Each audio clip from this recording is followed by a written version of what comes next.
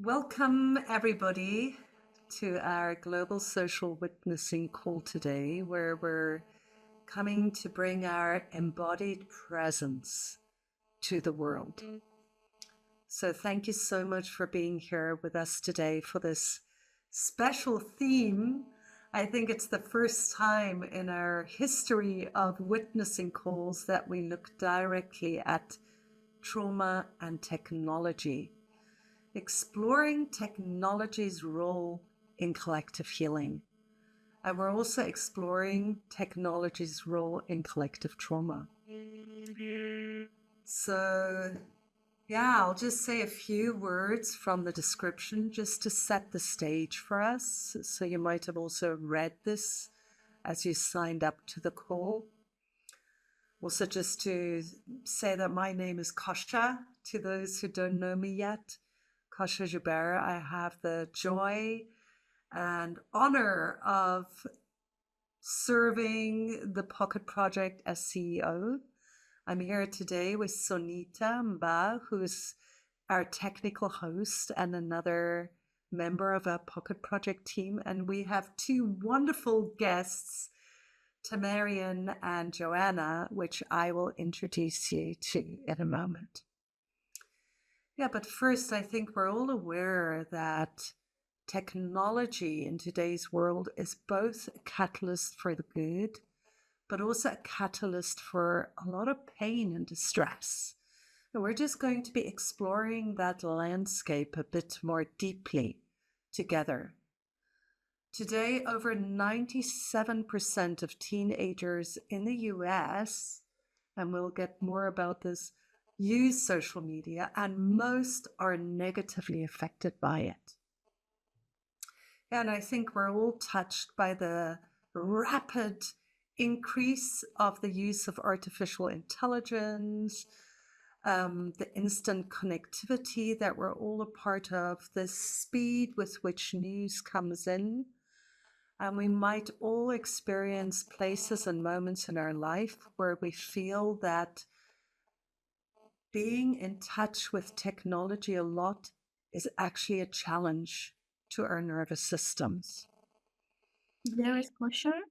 Yeah, There might be some interference from your end, so maybe we can check briefly. Sorry. there shouldn't be. I mean, my phone is turned off. Hmm. Is there Sorry about still that. a noise coming through? Yeah.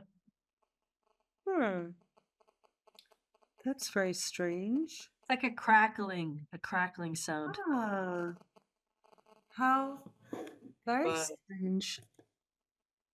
Hmm. What can I do? I can just turn my phone off completely. Let's see whether this helps. Yeah. Okay, thank you, Samita. And apologies, how interesting, right? That we speak about technology and we have a crackling in the line. It's still No there. crackling. Well, it's not my phone. So, what I can do is I can turn off this microphone that I'm using and move to a different microphone. Yeah? Please try that. Yes.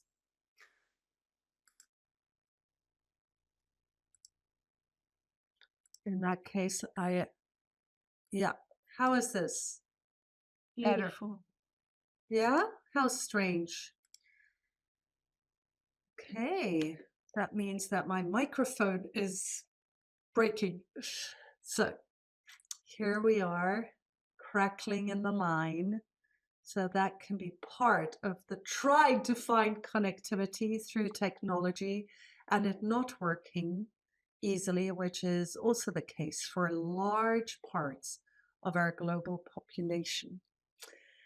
Yeah, and I just want to say thank you again to all of you who are here today. We will start with a small attunement together. I'll say a few words about global social witnessing, but I also assume that most of us will have been part of these practices before or might have managed to watch the introduction with Thomas Hubel, which I really encourage you to do if you haven't done so. Then we will invite Joanna Breidenbach and to Marion Rogers to each share. We'll have some space to hear from you all, and then we'll look also towards the end of the call at the potential of technology, especially to contribute to global healing movements. Yeah. That's an exciting evening for us, and again, we're happy to share it with you. So let's take a moment, this very precious instrument that we bring here tonight, our body, to welcome that first. So you might even just want to take a moment to welcome your body by moving it a little bit. One part of technology is that it gets us to sit very quietly in fixed poses, being deeply involved here.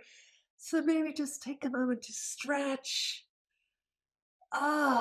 And relax your eyes or close your eyes and just spend a moment in gratitude for the incredible technology that sits here in this amazing organism that is your body.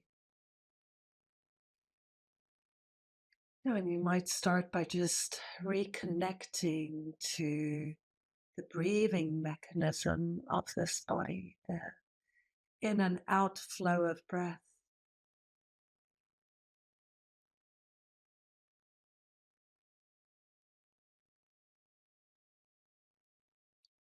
And allow your breath to open your grounding, allowing yourself to sink more fully into embodiment.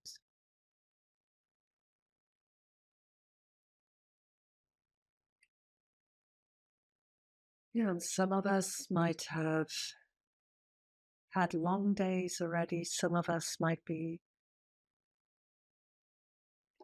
in the US, American, Latin American part of the world, or other parts of the world where the day is still young. Maybe you can just check in your body as you settle. How much have I been in touch with technology today?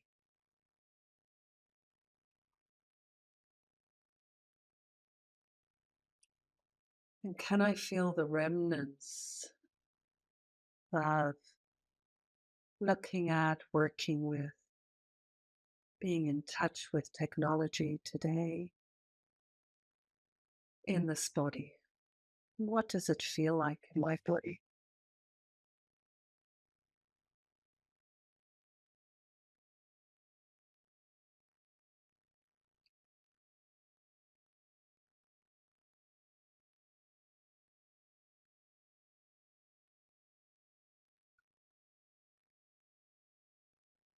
How does it touch my nervous system?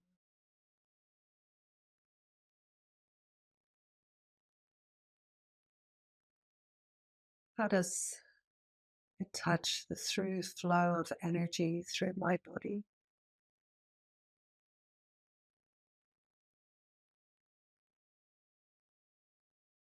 Where does my connection to technology open me up to more flow? Where do I contract when I'm in touch with technology? And how grounded do I feel in my body right now? How rooted are my feet on the ground?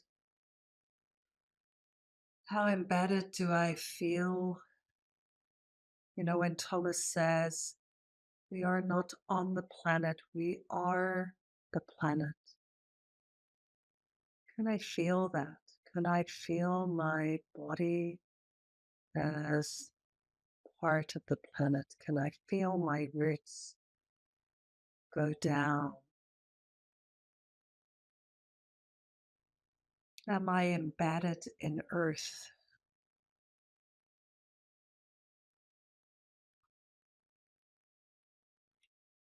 Yeah, and I'll be inviting us again and again through the call to come back to this awareness.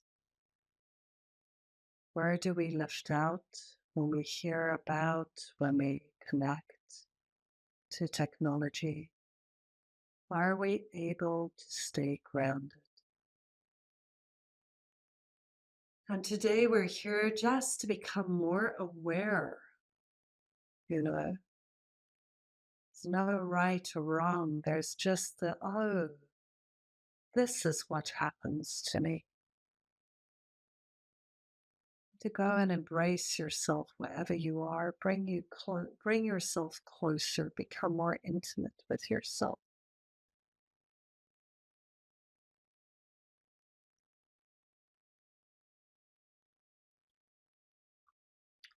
Yeah, you might also take a moment just to check your emotional response to the theme, the topic. What comes up in you? If you know, we're going to be looking at tech today. Is there a neutrality, a numbness? Is there a trickle of fear or sadness, excitement, joy?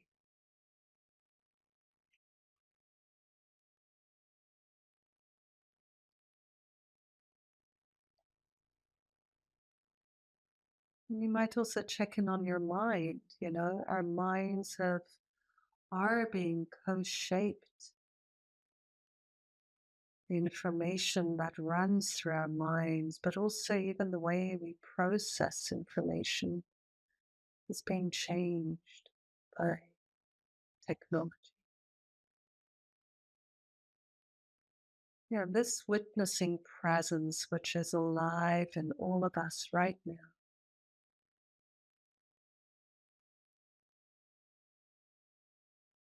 that is what we're aiming to stay with throughout the call.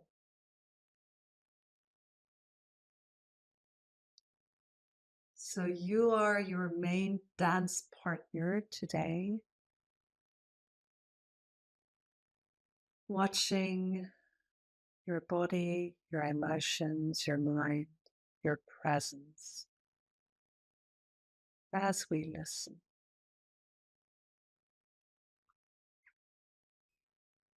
And there's another dance partner here, which is our group body. So I would invite us all for a moment to go to the gallery view, and we can remove the spotlight, Sunita. Ah, there you are. Yeah.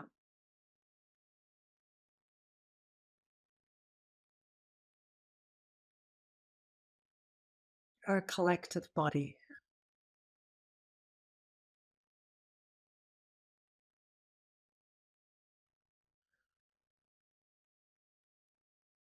Yeah, and you can notice maybe the shift in your body as we see each other. You might want to shift to one of the other screens to see who else is here. Yeah, and this is what gives us all more space to be, the fact that we're not sitting here in our small nervous systems, but we're sitting here in this bigger space of connectedness.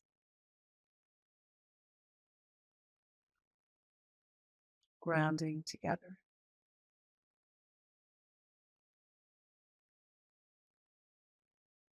Yeah, and so this is what we will do. We will practice our witnessing capacity,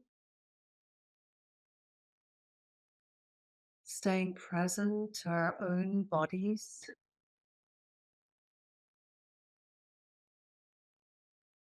as we hear from two amazing women.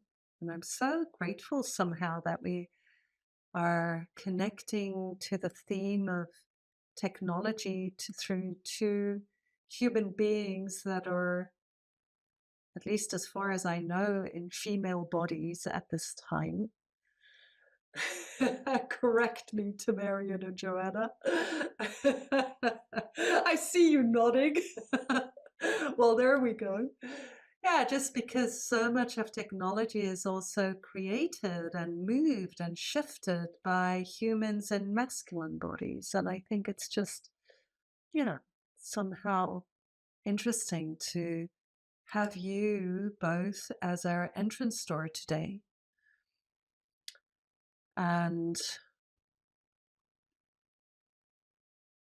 yeah, Tamarian Rogers is the founder of Sorel, and maybe Sunita could even bring that link into the chat. And Tamarian has worked in the tech industry in the United States for more than 30 years.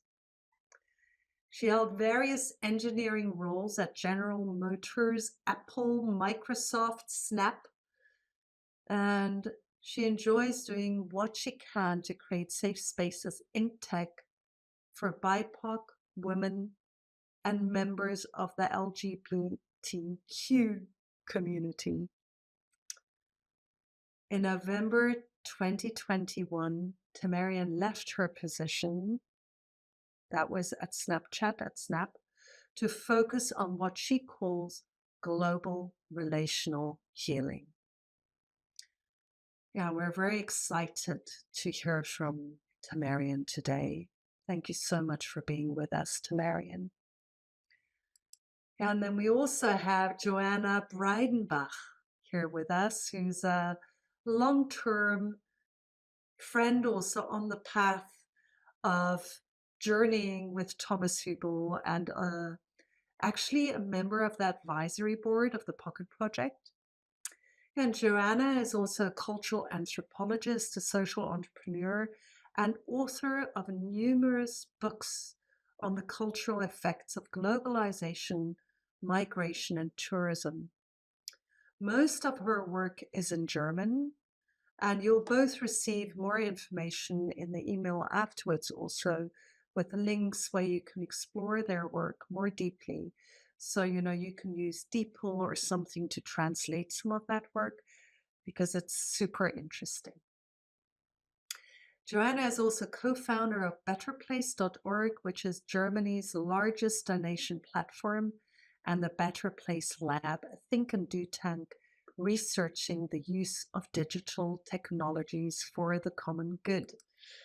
So yeah, it's been really wonderful to connect Tamarian and Joanna. And the wonderful thing is that they're actually going to meet in person for the first time tomorrow in Berlin.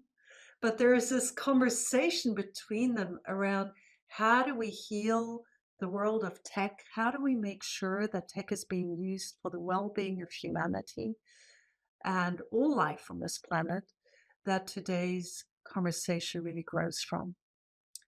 So very excited. Thank you so much to both of you for being here. And yeah, just maybe you both just want to say one or two words to bring your voice into the space, and then we'll start by hearing from you, Tamarian. Sure. Thank you so much, Kasia and Sunita and Pocket Project for having me. I'm really honored to be here and to share a bit about what I've been experiencing in tech, but also to share a bit more about how social platforms, social media is affecting our youth. And I'm very excited to hear the conversation and share space with you all. Yeah. Thanks also from my side for including me in this discussion. And I'm excited because I've always really cared ever since I've been started to work with Thomas. I'm really interested in bringing his teaching and the learnings which I experience in these groups really into my professional life, and to see how inner and outer transformation really go hand in hand. So I'm very happy also to share some of these insights which are born out of this symbiosis. Amazing. And I think before we fully hand over to you, Tamarian, we will start with a survey. But maybe I can even, we could just do it now, Sunita, while we're all three here. And so we would love to know more about which platforms do you all use most? And so this is the poll, and I think you can all, it's opened for all of you. So I hope you can all respond. And I believe that you should be able to click on more than one. You know, if there's more than one here that you use a lot, please do. And you can scroll down, I'm just realizing.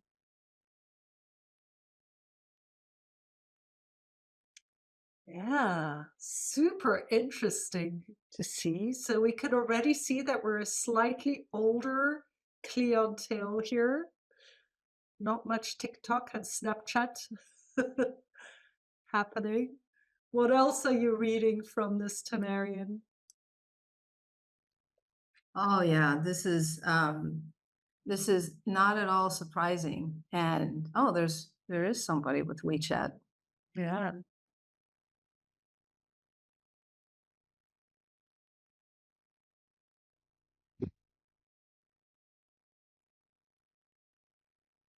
Yeah, WeChat is mainly used in China, right? So Yes. huge groups, you know, actually billions of people use it, but you know, we're very little tuned in. I actually use WeChat, but to my Chinese friends, but yeah. Brilliant. So Sunita, can you keep this? Like, have we shared the results? This has been shared with everyone? Yeah, I just think for you all to see. So 46% Facebook, 80% YouTube, 64% WhatsApp. Yeah, and then you can see the rest here. 20% Telegram, 31% Instagram. Yeah, interesting. Wonderful. And we've already got an amazing offer from Amira, my Sarah, for Snapchat lessons for everyone. I could do with one, Amira. So we'll be in touch.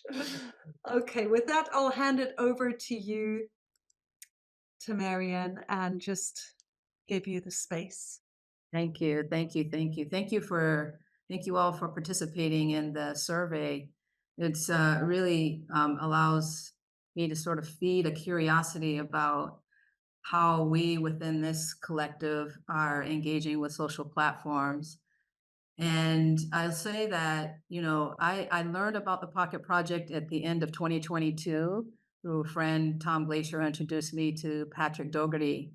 And I was very, very moved by my first experience with a global social witnessing event, and and really thought, gee, this was resonating at a deep level because of what, you know, as Kasha was saying, with the global relational healing being at a big focus for me at this time.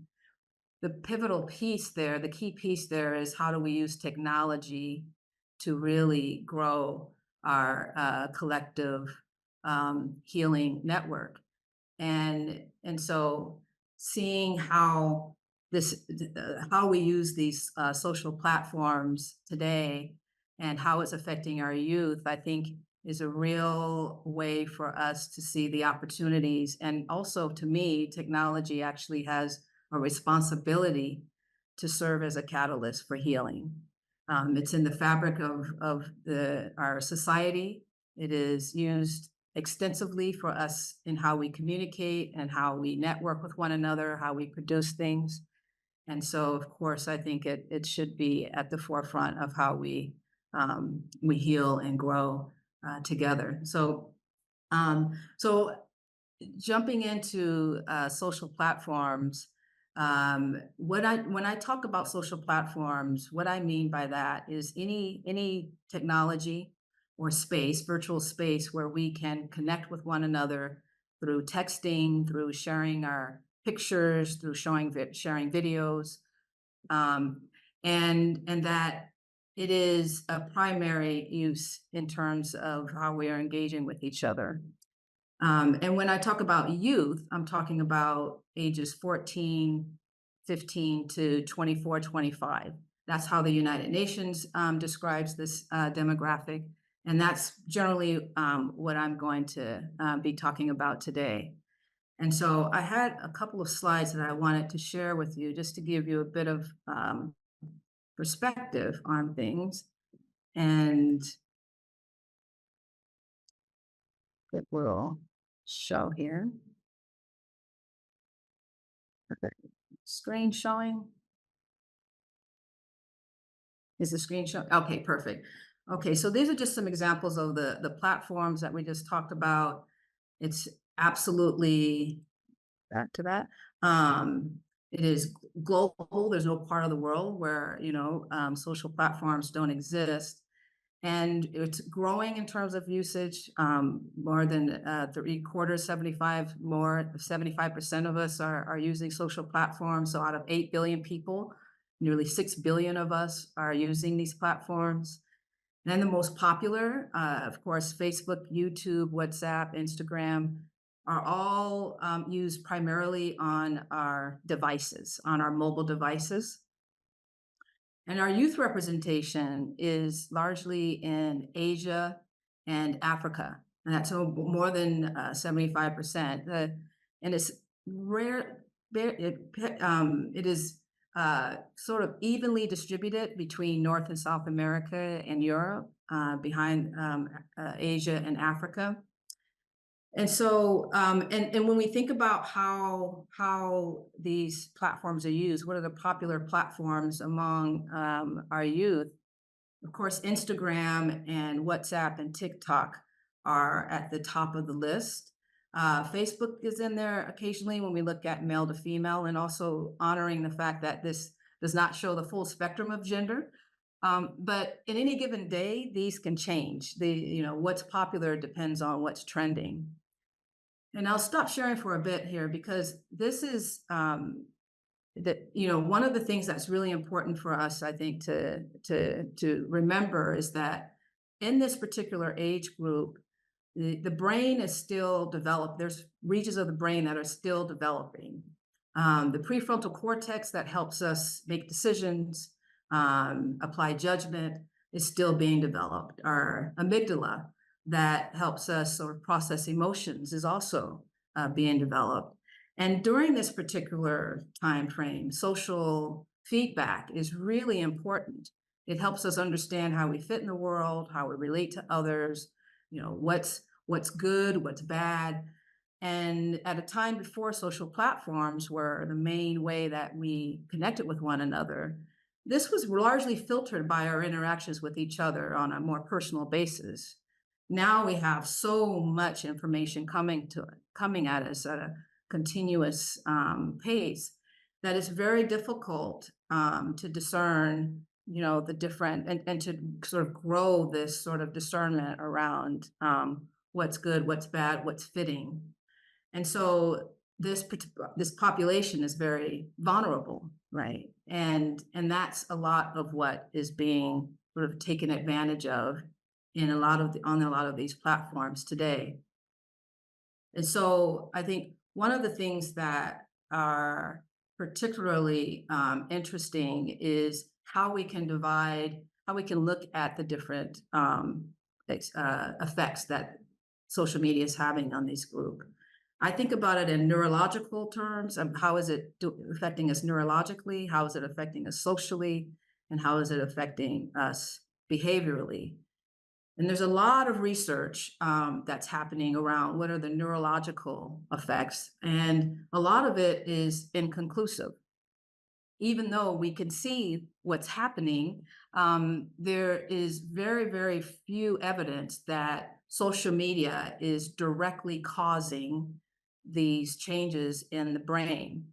And so I'll speak to this a little later, but a lot of the social platforms lean into this fact that a lot of the research is showing that it's correlated, that high use of social platforms is correlated to changes in the brain, but that there's not necessarily any causal evidence of such.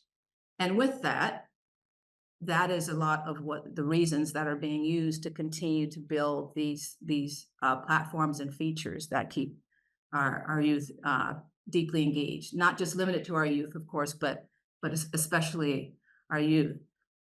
And so this perpetuates a lot of issues in terms of the social aspect. And so when we think about the social aspect, what's happening here is, since there's so much leaning into the social feedback in this particular age group, a lot of the youth are finding themselves looking at the most positive aspects of each other, because people are looking to get the most likes, the most positive feedback about what they're posting. And so they feel a tremendous amount of pressure.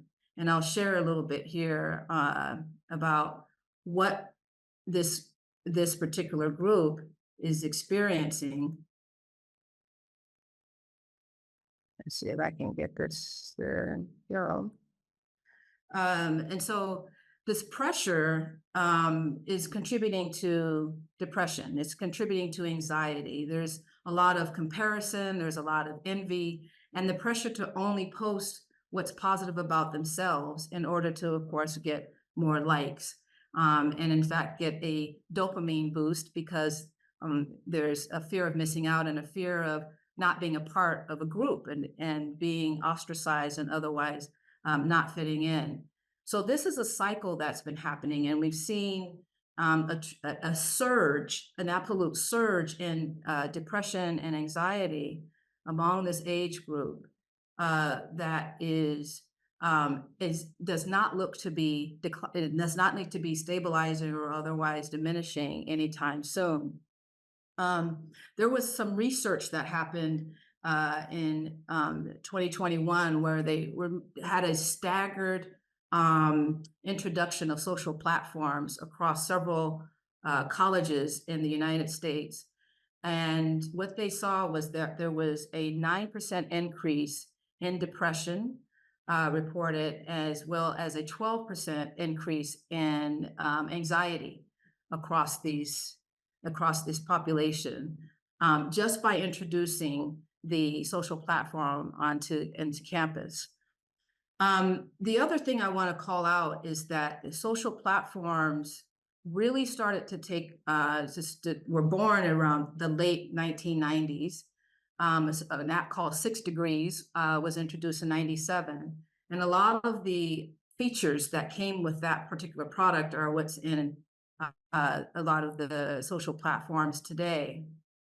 And so when you look at when did these social platforms really become viral and being used extensively, it was around 2006.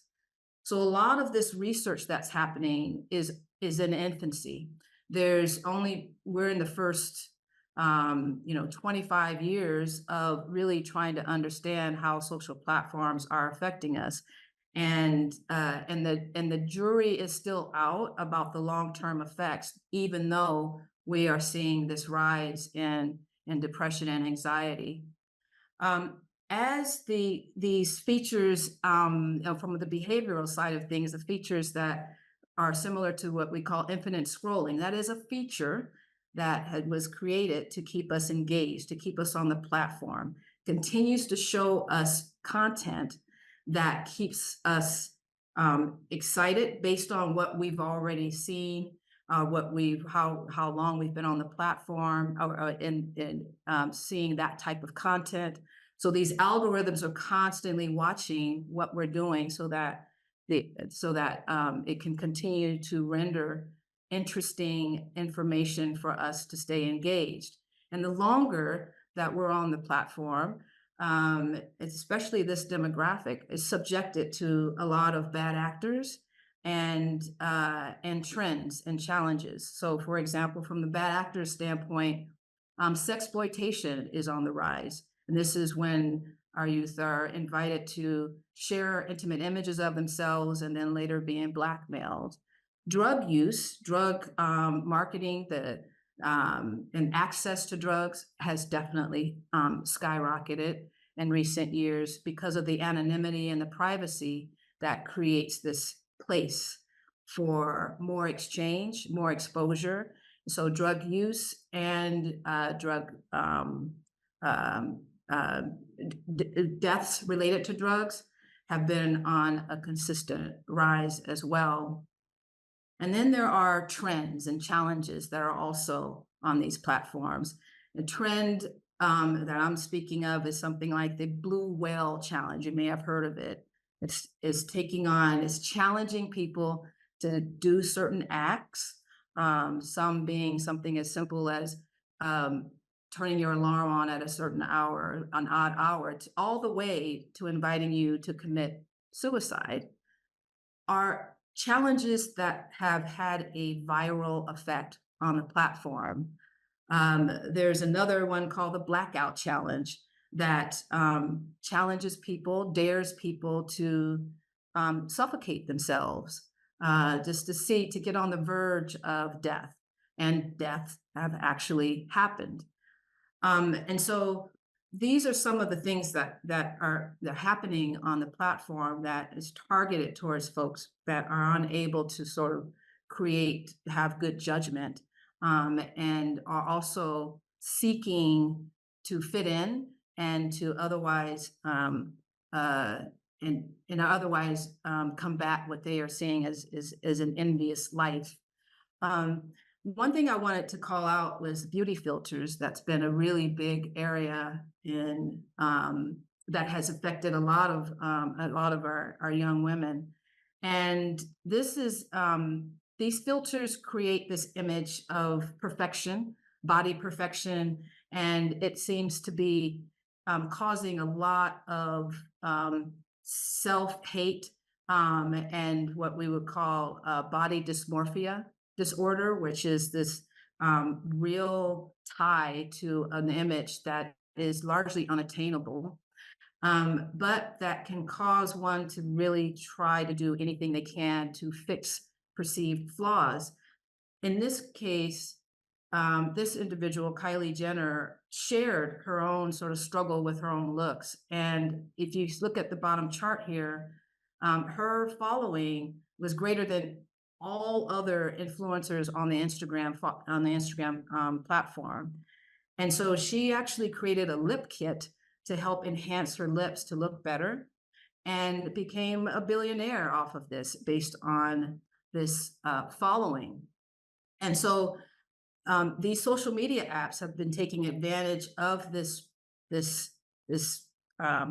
unfortunate disorder, if you will, or variations of it, and creating more and more filters that will create this perfect body, this perfect look. And we're seeing a rise in this age group seeking plastic surgery, seeking ways to change their body, seeking ways to fix things that they perceive to be broken. So this is something that I think is an ongoing challenge. The other piece I want to mention is that when these cases are brought to social, thank you, Kasha. When these issues are brought to these platforms, there are two things that seem to be happening. One is protection, and the other is deflection. And the protection is refusing to share data that those who are not directly associated with that organization to do further research. So there's a lot of information within these companies based on how they are collecting this data to learn more about our behavior. But the scientists, the social scientists, the psychologists that are trying to do the research need that data to further their own research. And that data is being held, even if it's aggregated and honoring privacy. And then the other is the deflection, which I mentioned earlier, which is using the argument that we don't have real causal data yet to call it a problem, that social media is a problem and contributing to the unwellness of our youth and continued sort of deprecation of how we sort of relate to one another. So I'll leave it there as just a real opportunity, I think, for us to shift how we think about the intention and the practice within social media and tech in general.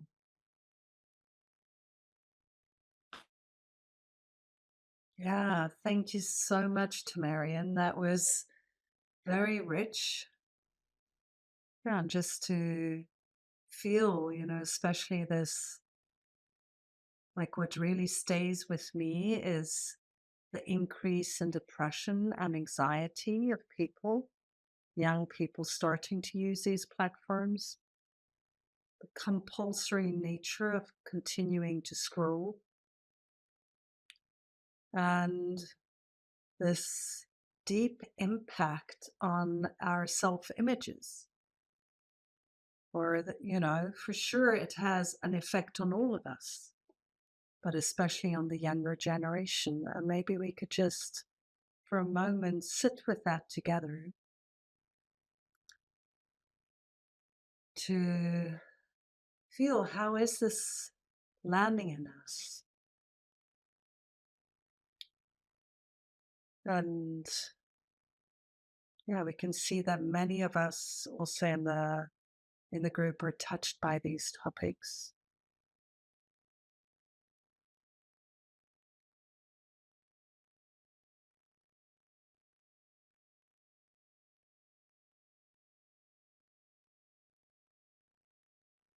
Yeah, the multiplication of what you shared across the youth of the world. I think most of the data you presented might have been from the US. I don't even know. But, if we take Asia in and we take Africa in, and just the way it's spreading right now to those last 2 billion people on the planet, it's a big movement.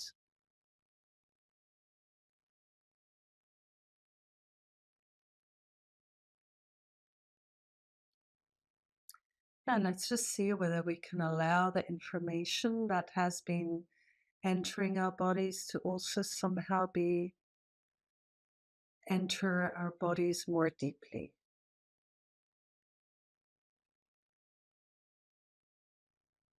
And notice where we are numbing or lifting out or lifting up as we listen to Tamarian. Yeah. And as Thomas often says, the goodness or, the way that technology can become sustainable and healing is by being grounded through us. Yeah. So thank you, Tamarian. I think that was amazing, amazing overview. And with that, I would like to hand over to you, Joanna, to continue with the whole next chapter. Over to you. Thank you. Thank you, Kasia. Thank you to Marian. Yeah, the journey I'm going to take you on is not necessarily more joyful than what we've heard so far. And it's a journey into the topic of disinformation. And with disinformation, I mean, in a more narrow definition, the spreading of false or misleading information, which is spread deliberately to deceive, so which really has a malicious intent. And I want to start with a quote from Maria Ressa. She's a journalist from the Philippines who in 2021 received the Nobel Peace Prize for her really courageous work exposing disinformation in a very, very dangerous political environment in the Philippines. And what she says is that, quote, an invisible atom bomb has exploded in our information ecosystem. And with that, she talks about disinformation, which is a huge life-destroying phenomena, and which has grown in parallel with our new digital information system. So, of course, disinformation, manipulation, and lies have always been part of history and power struggles.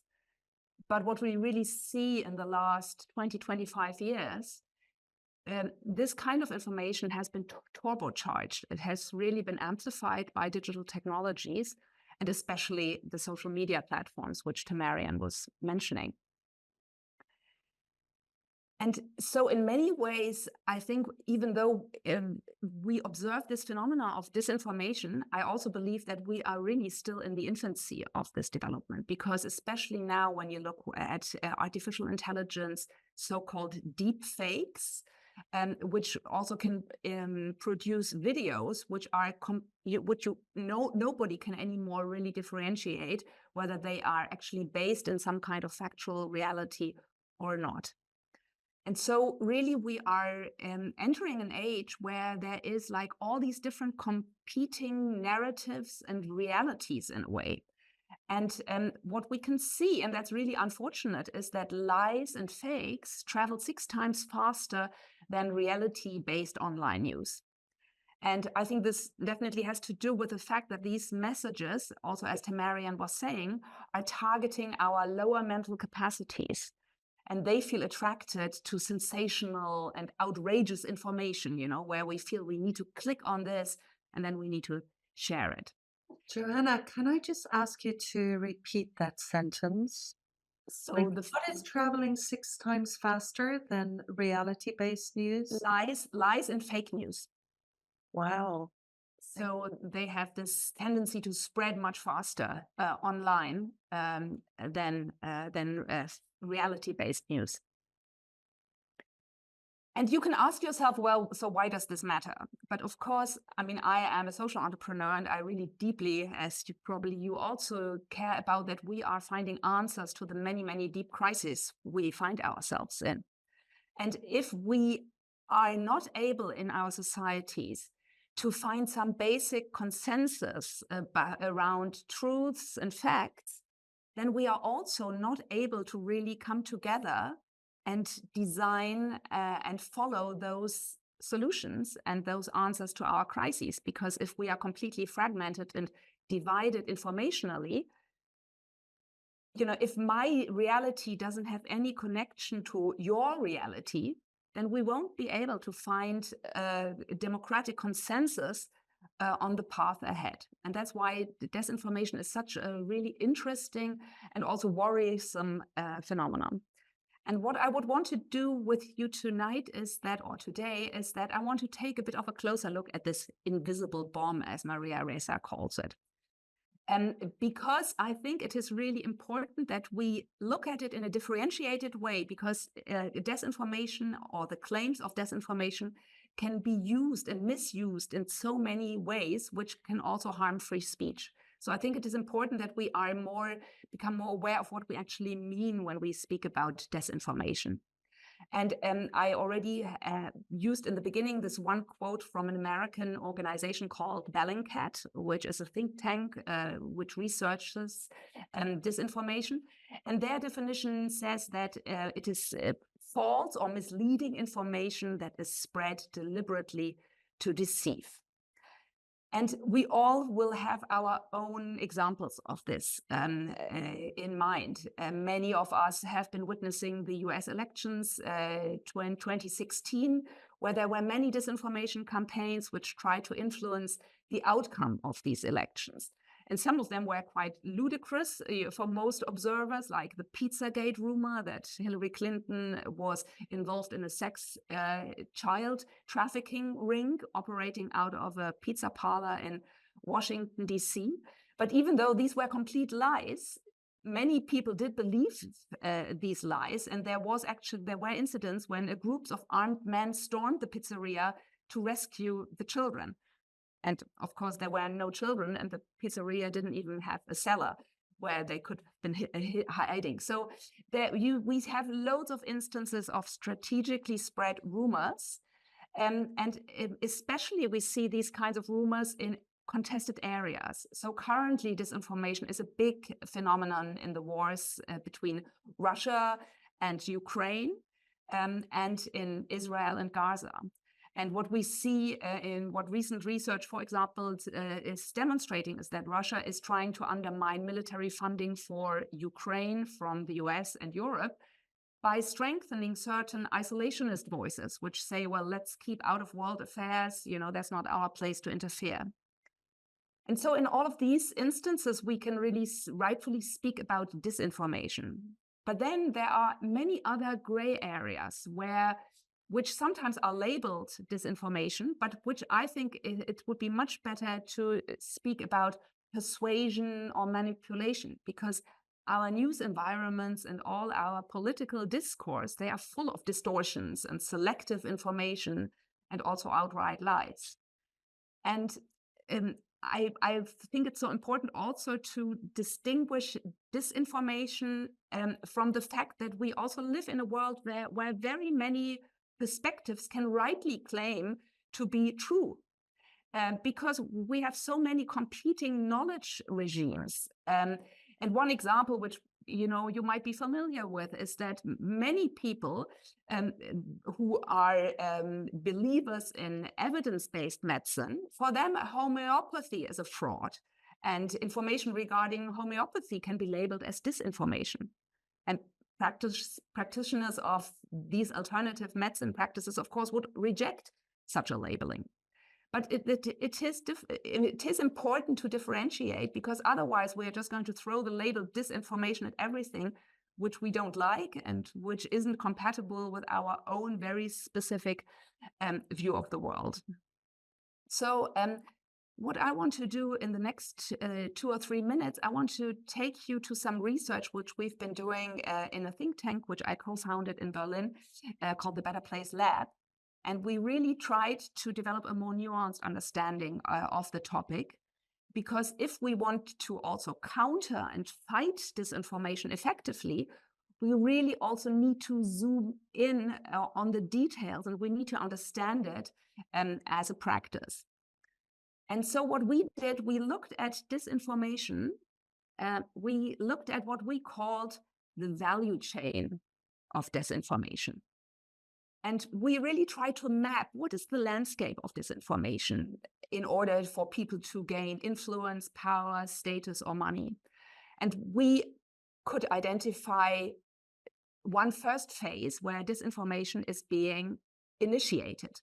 And there you often have countries, you have political parties, but you also have specific individuals who have their own interest to initiate fake information. Then you have a whole industry, very often tied to the ad and also think tank industry, which are producing these kinds of fake news. There was, for example, a really interesting story a few years ago where a young youth group in Macedonia was really very deeply involved in producing lots of fake news. And they didn't have any ideological background. They just thought it was an amazing way to make money. So you have that then as a stream. And you also have then another industry which is placing these fake news online in all of the various different platforms. And very famously, you have these troll farms, which are being, in this case, the one I had in mind was also a Russian sponsored troll farm, which was in St. Petersburg, but also in Ghana. There were thousands of employees, often not knowing who was paying them, why, what exactly they were doing. And they were creating fake accounts and spreading this information online. And then you have, of course, the actors or the platforms where most of us encounter this kind of information. And these are the open and closed platforms which Tamarian was referring to. And as the last in this value chain, as the last instance, we have consumers. We have us as users, as readers, as listeners, as viewers, and citizens and institutions which are consuming this content, and we are being influenced by it. So for us, this was really interesting to, in a way, look at disinformation really and always see who is doing something, what is their motivation, and how are they doing it? Which strategies are they actually using? Because then if we know those, we can better also fight this. We also mapped onto this matrix, we mapped who is fighting disinformation, because there is another industry, let's call it. There is a huge movement also trying to fight and counter disinformation. And I'm not going to read all of this here, but you see that they are like from state agents, from research institutes, journalists, you have fact checkers, you have organizations which give legal aid to the victims of disinformation. You have people who think that the best work which you can do is to, in a way, vaccinate people against disinformation and do huge media literacy programs in schools. And of course, you also have platforms who are doing some kind of either self-regulation or they are being increasingly also forced to look at this topic. And just to give you one number, YouTube, for example, deleted in 1 quarter of 2020 10 million videos. So quarterly. So that's quite a big mass of videos which they deleted themselves because they labeled and identified this information and these videos as misinformation. And then, of course, you also have really interesting regulation, and I would say especially in the EU right now, where you see that politicians are thinking, how can we actually... Okay, Kasia, I saw you. No, I'm just coming in because there's there are voices coming in to ask you to just slow down a little bit. Okay, I will. Good. Thank you very much. But yeah, we are also coming to the end. That's true. Okay, so I would there are 2 or 3 points I would still really like to make, because I think we are making a mistake if we are looking at disinformation as being caused by social media. And I mean, that's something actually I've learned a lot in engaging with Thomas's work, because with Thomas, we are really looking at the systemic, we are looking at collective trauma, and we are looking much more at systemic underlying forces. And so when I look at disinformation and the fragmentation it is causing, this can only happen because we already live in a very, very highly fragmented world. And social media, in a way, is amplifying these pre-existing divisions. And here you just see some of these divisions, which, we can identify. All the various systems of dominance, the collective trauma, which we are all being exposed to. And then you have a number of other structural and systemic developments, which we need to look at if we really want to fight disinformation in a successful way, because otherwise we are just going to look at the symptoms. We are just going to fight something which isn't really the major course. So I think that is really interesting for me. And I want to just end with 2 observations. And the one is also stemming from my work with Thomas. I think it is so interesting for this research, which we did on disinformation. We also interviewed Thomas Hübel, but we also interviewed a number of therapists. And we looked at the role of trauma in disinformation. And what the therapists told us was that if you are coming to an overload of information from a very traumatic perspective, then you are not really able to stay well with ambiguity. And you really find comfort in easy answers, in black and white perspectives, in really choosing, oh, this is right and wrong. And of course, very often the world is not such as right and wrong. It's very nuanced. There are many perspectives coming together. And so when I look at what is really also really important, but which no organization has so far identified really to be a really good fight against disinformation, is, a good self-contact, inner clarity, self-reflection, because I think if we are working on ourselves, then it's far less easy to become a victim of this fake news, but we can really develop a good bullshit detector.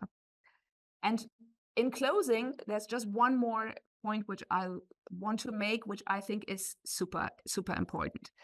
And that is that we have a lot of research actually, which shows us that the discussion about disinformation itself is causing fragmentation. So what do I mean by that? It's because, again, very similar to what Marian was telling us, we don't have good research to show how big a problem disinformation actually is. There's a lot of talk about it in the media, but most studies actually show that it's only a very small number of people who are really affected and manipulated by disinformation. So again, when you look at the US elections in 2016, only 1% of social media users accounted for 70% of the exposure of these obvious fake accounts and fake news. And this leads these researchers to an interesting conclusion, because they say that the main effect of disinformation may be that we citizens don't trust information from media anymore at all. And that rather than being manipulated by disinformation, the major effect of our talk about disinformation is that we are creating a kind of a general sense of epistemic uncertainty, like a fundamental shakiness, where we don't really know can we trust, how do I orient myself, because everything basically could be a fake. And so I think we really have to be careful when we ourselves are talking about this phenomena with one another, that we are not creating yet another strong layer of fragmentation and insecurity and angst, because that would be exactly what some of the malicious actors who are spreading disinformation want. I do believe that they want us to be insecure and to be uncertain. And so, as you can see, this whole topic is so multi-layered that it's really not easy to just encapsulate in 12 minutes. But here we go. That's Yeah. Thank you, Joanna. Thank you. And, this was very strong material. And maybe we can all just, for first thing, just huge thanks for the complexity that you both transmitted to us and that you transmitted now, Joanna, in this I think this theme that many of us are fascinated by, which is kind of moving in our world, but yet it's so good to bring this to the table and look at it together. So thank you. And I love what you brought us about our capacity to recognize our detector and the general sense of insecurity that it is creating between us. Yeah, with that, I would love us all to really come back again and notice how we are here now. And we might even decide that we are not ready today to start speaking about the potential of tech. We already have another event planned where we will do that. But really to have a bit of an exploration of how this lands in us and the voices that are touched here in our field. So thank you to Marian and Joanna, and we'll come back to you later. And maybe we just go to the gallery view again to reconnect to the community that is present here.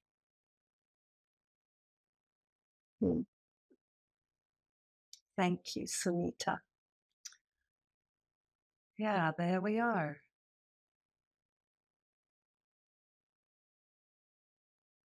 Yeah, and also to just say we have recorded, we are still recording. We could keep the recording on, but we will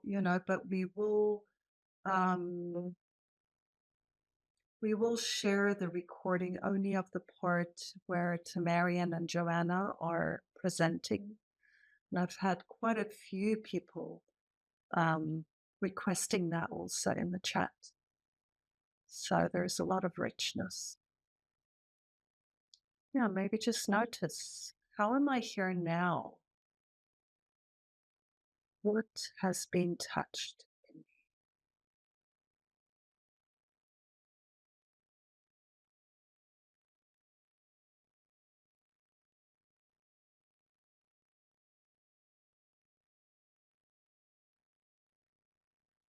Yeah, and we would love as much, as you know, here the global social witnessing practice is also about embodiment. So we invite you to speak as much as possible, including your body awareness as you share. And today we'd love to hear a few voices from the community. So we were hoping for 5 voices at least, and just here for 2 minutes from each person. So yeah, maybe this is us. Mm. Great. So we'll bring you all online together, and we're going to share in a different way from how we've done before. And I think we can bring all 6 of you on. And we're just going to be listening to you. Now I remember I turned off my phone, remember? So I don't have a timer, but I'll turn it on as we're here. So we would love to just hear for 1 to 2 minutes from each of you. Very essential. And you're all like windows into our community. So thank you, each of you, for coming online. And yeah, we'll start with you, Amira. Over to you. Oh yeah, and so I will keep the time, and as soon as time is reached, I will raise my hand like this, and you will just complete your sentence. That's good. Mhm. Wow. There you go. Thank you, Kosha. It's so lovely to be here and speak. I was born in 1997, so I am 26 years old, and in a lot of ways, my whole life, I have felt like a test to this new age and wave of technology. I was very aware growing up of its effect. Maybe I didn't necessarily have the words or know, but this whole talk has touched me in a very painful and saddening way. I feel directly affected by many of the things brought in, and I also feel very alone in my experience of comparison, of this endless scrolling. And I've even taken a break from social media, and I feel disconnected from my generation or from the things that are happening. I remember when Snapchat came out. I remember when Instagram came out. I was very young, and it felt very innocent at those times. They're very new, like nobody really knew what it was. And then to grow up as it grew up, the technology, and to see where we're at now. I'm very grateful for this space. There's a lot here in me. And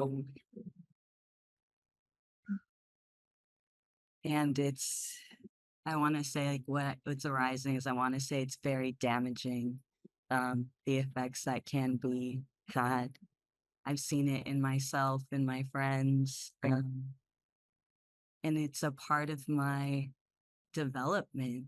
Like this has been a part of my development, and yeah, grateful to be in this space that can be held and witnessed.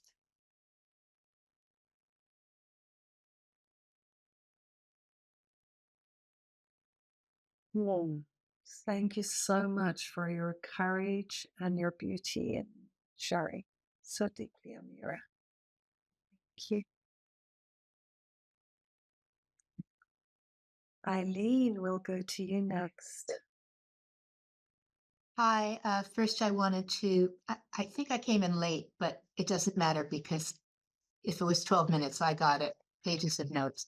Really want to thank to Marian and always you, Kasha, and Joanna.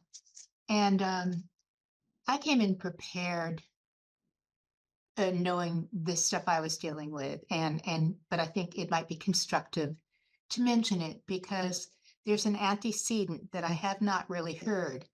And compared to Amira, I was born in 1945, and I was told by the time I was 12 or 13, truly a mentally disturbed mother. But anyway, what I heard over and over with a lot of drama and rage is I wouldn't care if you were fat. If you weren't so pretty and smart, you could be perfect, but you choose to be a nothing.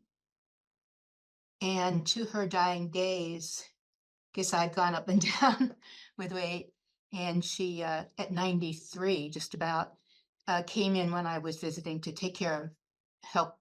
And she saw that my underarms had gotten really flabby, and she said, "Look what you did to yourself. Didn't I try to warn you?"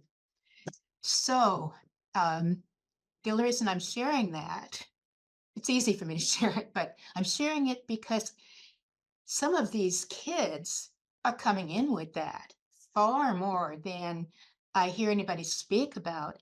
And when social media started, what I have said is thank God that it didn't exist then, because the rest of the world was very kind to me. I never got called names or anything. All my abuse came from my mother and my father saying, "I saw you waddling down the street," that kind of stuff. So these children have this, the suicidology and the other stuff. Okay, it's connected, and I just wanted to bring that up. Thank you. Hmm. Yeah. Thank you, Eileen. It's taking a moment to allow that contribution, your voice, to also settle. 1945, 1997. Beautiful to have both your voices. Yeah, Francesca. Thanks, Kosha. Yeah, for me, I don't engage social media like in terms of Facebook. Well, here's the thing. I use YouTube a lot, and YouTube for me is a real information. It helps me connect with information that strengthens me, helps me to heal. And you know how the feeds happen. Once you start searching something, you get more of what you were searching for. So in that way, it actually really works for me. And I feel like there's a dark part of the web, and then there's the light part. And I just go nowhere close to the dark part. But I can only imagine what's there. My system is so overwhelmed already because of previous trauma. My system, I just really need to learn to protect myself so much from overstimulation that I try to be very conscious about my use of the computer. And I do spend a lot of time, most of the use is with these kinds of calls, right? Video calls. So I feel like I'm using it in a way that really is mindful and helpful for me. And I just want to address that I feel like there's an awakening happening, and I'm a sensitive person and I feel so unsafe. Like I feel like I can't really trust a lot of the websites anymore. And I feel like technology, I thought was, I'm going to wrap up, but technology was about servicing people, but I don't feel like it's really used for that a lot, which is what we're hearing now. So, yes, thank you.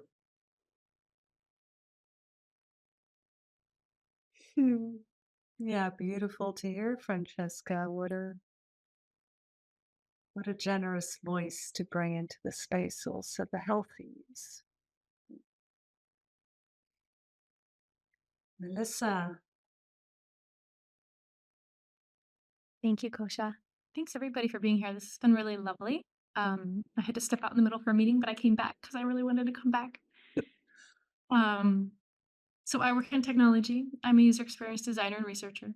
And I just wanted to bring a little bit of hope, which is that, once a month for the last 3 years, there's a group of us who've been getting together to talk about trauma-informed technology and how it might be different. And that group continues, and it started with like 15 of us. And now the list sort of has like 500 people on it, and different people come in and out because I don't know, I view technology as it's like a kind of like the social determinants of health. Technology is part of it. Technology is one of like these digital determinants of health, and it could be done differently. There's people in our group who are trying to think about like how could social media be trauma informed. There's people in our group working on how could forums be trauma informed. How could not just like big tech companies, but small places that are trying to offer services to to individuals who've gone through trauma, how could that be trauma informed? Because sometimes we don't draw that connection, even if we're trained as a clinician. So we're a hodgepodge group of social workers and psychologists and tech people trying to figure it out together. So I just want you to know that there are people who are working on this, as well as other communities like All Tech is Human. And I was just really glad to see the Pocket Project talk about this too, because so many times I read and see things online and it's almost like technology doesn't exist, or like it's like not acknowledged as part of the systems that we're all floating in all day long. And so I was just so glad we were talking to this. So I'm just gonna put a link to the our resources that our group, we've got 4 organizers and we put together resources. So some of them might be useful to you and you can reach the group that way too. But things could be different. Things could be different in big tech companies, and things could be different at small companies, and things could be different in organizations. We just have to make these choices so that it's better for people like Amira and everybody else. Thank you for listening to me. I love being with y'all. And you should check the chat. It's like this collective voice. I want to belong to Melissa's group coming out. Thank you so much, Melissa. That is beautiful. Rami, over to you. Oh, you're still muted, dear. You just need to unmute. Better? Yeah, much better.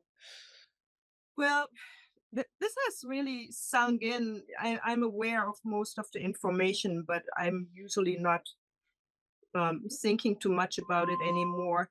Just briefly, I've been very, very involved for a few years with YouTube and then stopped it pretty abruptly and canceled the account because I kind of have a sense of the manipulation that's going on.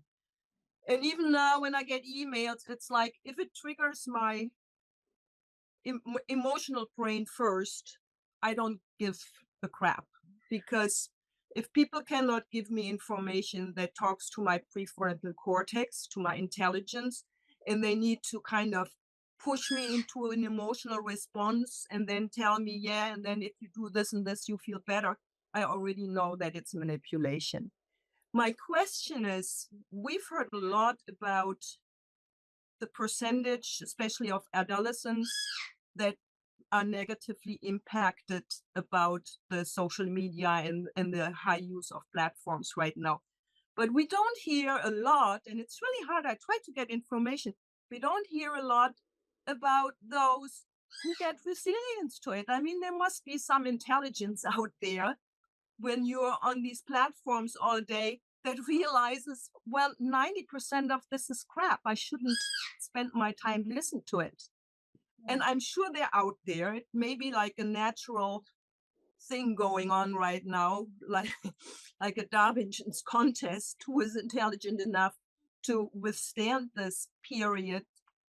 But isn't there any research? Are there any teachers or instructors or psychologists saying, well, a young person who had this kind of upbringing seems to be more resilient? I mean, there must be something that we can see. You know, that just one sentence.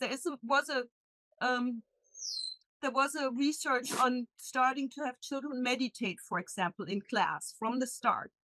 So this would be kind of interesting to see how they react to all this. Beautiful. Yeah, thank you, Grammy. And we also just give your voice a second to settle in your space.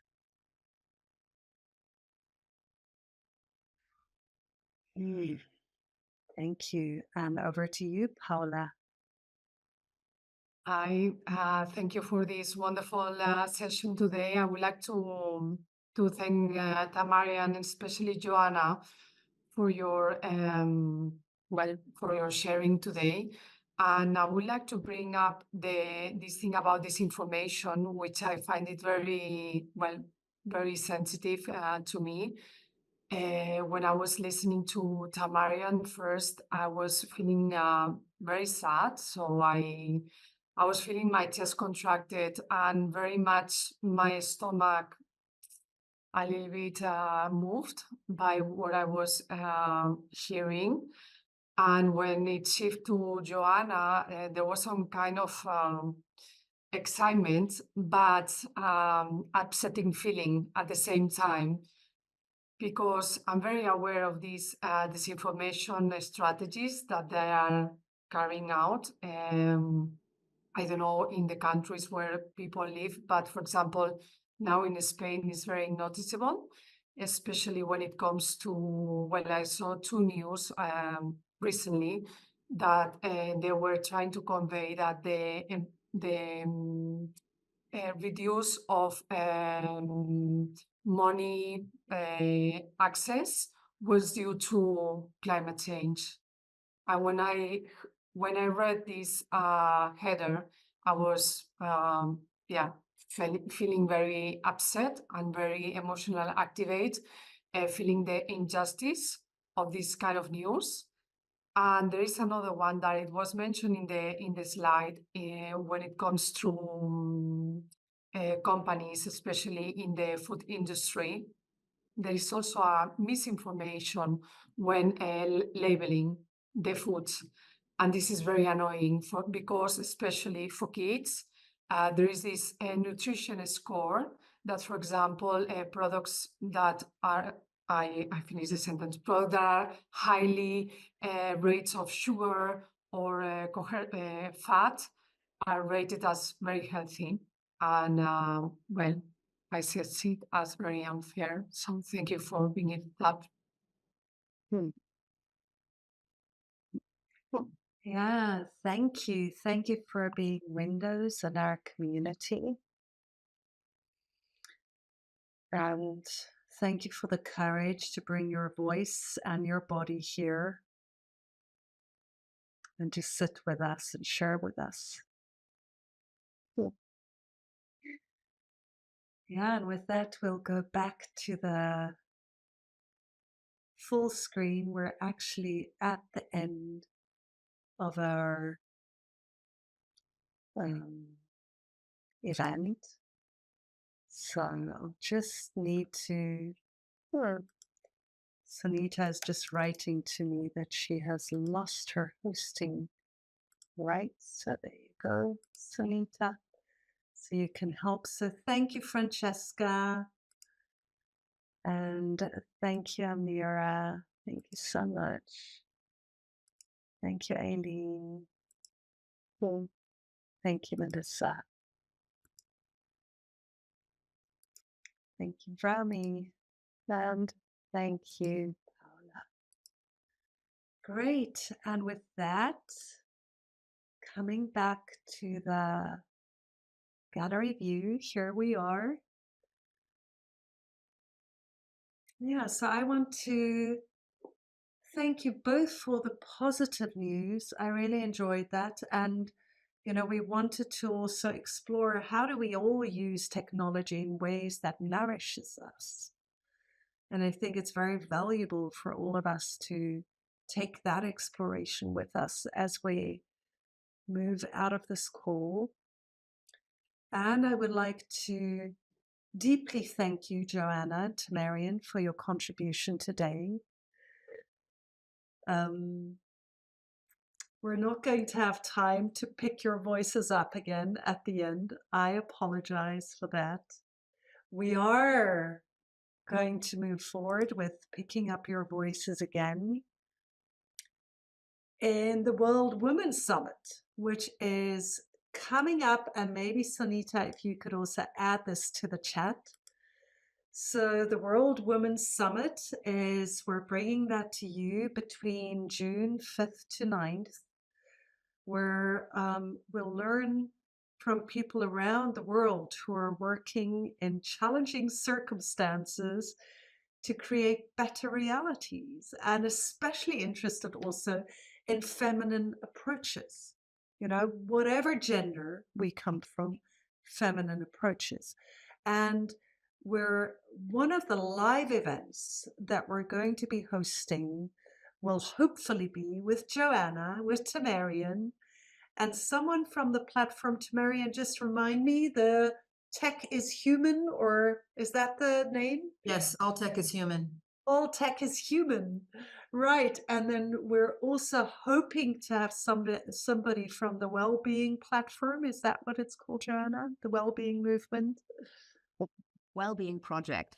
The Wellbeing Project, exactly, which have really also harnessed technology as part of their contribution to growing the global healing movement.